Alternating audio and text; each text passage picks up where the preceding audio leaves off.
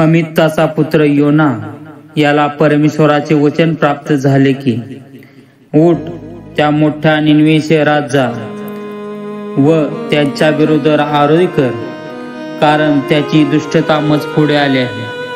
पण परमेश्वराच्या दृष्टीआड व्हावे म्हणून योना तार्शीला पळून जाण्यास निघाला. तो यापोस गेला. तेथे त्याला तार्शीला जाणारे जहाज आढळले.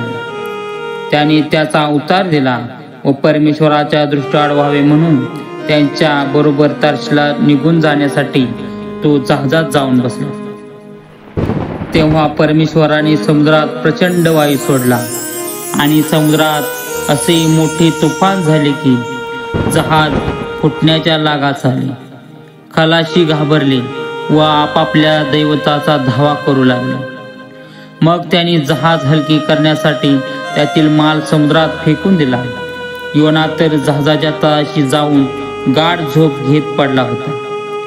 तेव्हा जहाजाचा तांडेल त्याच्याजवळ येऊन म्हणाला, अरे झोप घेत काय पडलास?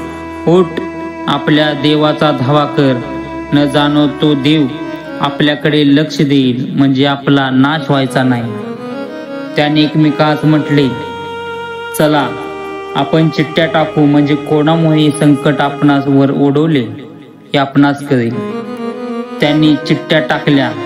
तेव्हा योनाच्या नावाची चिठ्ठी निघाली. त्यांनी त्याला विचारले, कोणामुळे संकट आम्हावर आले सांग. तुझा धंदा काय? तू आलास कोठून? तुझा देश कोणता? तू कोणत्या लोकांपैकी आहेस? तो त्यास म्हणाला, मी इब्री आहे.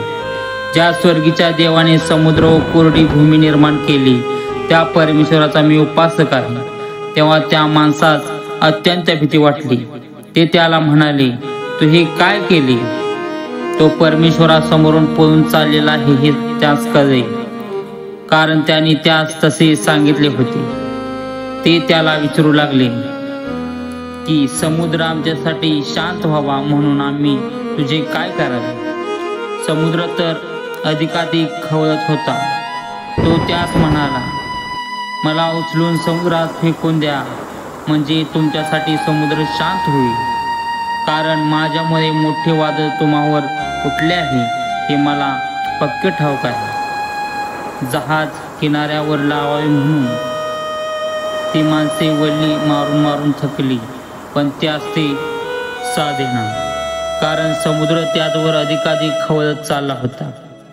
तेव्हा ते परमेश्वराचा धावा करून म्हणाले, हे परमेश्वरा, आम्ही तुला विनंती करतो की या माणसाच्या जीवामुळे आम्हास मारू नको व निर्दोष जीव घेतल्याचा दोष आम्हावर आणू नको, कारण तू परमेश्वर आहेस. तुला इष्ट ते तू करतोस. मग त्यांनी योनाला धरून समुद्रात फेकून दिले. तेव्हा समुद्र खवळायचा राहिला. त्या माणसास तर परमेश्वराचा फार धाक पडला. त्यांनी परमेश्वराला यज्ञ केला व नवसे केले. परमेश्वराने योनाला गिळण्यास एक प्रचंड मत्स्य सिद्ध केला होता.